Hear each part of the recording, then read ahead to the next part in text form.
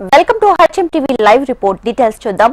Russia Ukraine యుద్ధాన్ని ముగించేందుకు తీవ్ర ప్రయత్నాలు చేస్తున్నారు అమెరికా అధ్యక్షుడు డొనాల్డ్ ట్రంప్. రష్యా చమురు ఎగుమతులపై దెబ్బ కొట్టి మాస్కోపై ఆర్థికంగా ఒత్తిడి తీసుకురావాలని ట్రంప్ యోచిస్తున్నారు. ఈ మేరకు మాస్కో నుంచి చమురు కొనుగోలు చేస్తున్న చైనాపై సుంకాలను పెంచాలని నాటో కూటమి దేశాలకు ట్రంప్ లేఖ రాశారు. ఈ విషయాన్ని తన ట్రూత్ సోషల్లో ట్రంప్ పోస్ట్ చేశారు. చైనాపై 50 నుంచి 100% వరకు టారిఫ్లు విధించాలని ఆ లేఖలో కోరారు ట్రంప్. ఉక్రెయిన్తో యుద్ధం ముగిసే వరకు డ్రాగన్ పై టారిఫ్లు కొనసాగించాలని సూచించారు.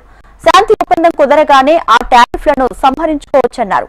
రష్యాపై ఆంక్షలు విధించేందుకు అమెరికా సిద్ధంగా ఉందని, అందుకు నాటో దేశాల మధ్య సమన్వయం అవసరమని స్పష్టం చేశారు. రష్యన్ ఉక్రెయిన్ పౌరుల ప్రాణాలను కాపాడటానికే తాను ఉన్నానని స్పష్టం చేశారు. ఇక తాను చెప్పినట్లు నాటో చేస్తే యుద్ధం త్వరగా ముగుస్తుందన్నారు డొనాల్డ్ ట్రంప్. ఉక్రెయిన్ రష్యా యుద్ధం తనది కాదని, బైడెన్ జెలెన్స్కీ తెచ్చిన యుద్ధమని ఆరోపించారు.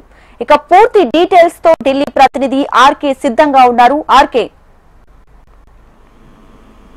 రష్యా ఉక్రెయిన్ యుద్ధాన్ని ముగించేందుకు అమెరికా అధ్యక్షుడు డొనాల్డ్ ట్రంప్ తీవ్ర ప్రయత్నాలు చేస్తున్నారు. మరి రష్యా చమురు ఎగుమతులపై దెబ్బ కొట్టి మాస్కోపై ఆర్థికంగా ఒత్తిడి తీసుకురావాలని ట్రంప్ చేస్తున్నారు. ఈ మేరకు మాస్కో నుంచి చమురు కొనుగోలు చేస్తున్న చైనాపై సుంకాలను పెంచాలని నాటో కూటమి దేశాలకు ట్రంప్ లేఖ రాశారు. దాన్ని తన ట్రూత్ సోషల్ లో పోస్ట్ చేశారు. మరి చైనాపై 50% నుంచి 100% టారిఫ్లు విధించాలని ట్రంప్ ఆ లేఖలో పేర్కొన్నారు. ఉక్రెయిన్ తో యుద్ధం ముగిసే వరకు డ్రాగన్ పై టారిఫ్లు కొనసాగించాలని సూచించారు.